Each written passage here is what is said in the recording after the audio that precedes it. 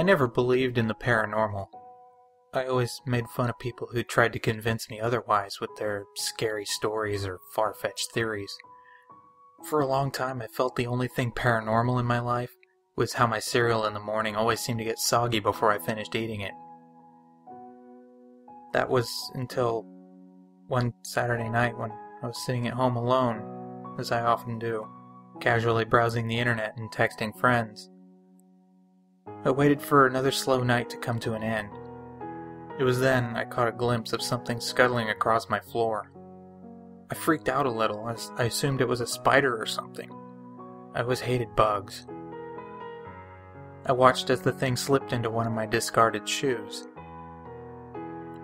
I slowly got up and picked the shoe up, ready to jump back at a moment's notice as I shook it, expecting the tiny intruder to fall to the ground and startle me. Yet, as I shook it further, nothing happened. I became confused and peered inside.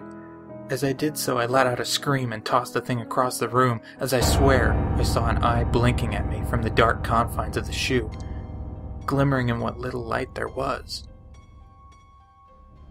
I stood in place for a good few minutes, trying to calm myself, as I cautiously approached the shoe and gave it a nudge. Nothing happened, though.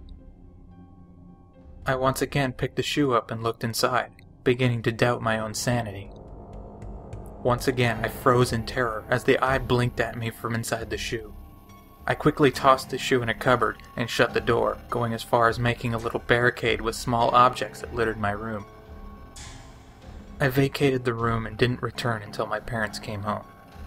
They both seemed worried about me, but dismissed my story as ridiculous. Going into my room, they made quick work of my little barricade and searched the cupboard for my shoe. There's no shoe in here. What? That's impossible. I left the shoe right there. It couldn't have just vanished. It must have been a bad dream. Come on, son. No, it wasn't a dream. It couldn't have been. Was I going crazy?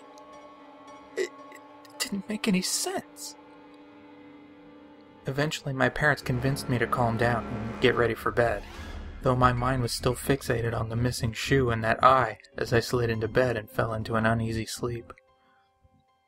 The following day, I searched my room for that shoe, and to this day, I still haven't found it, and resigned myself to buying a new pair of shoes. My parents no doubt thinking I'm completely insane. Still, late at night, when I'm all alone, I can't shake off the feeling that I'm being watched.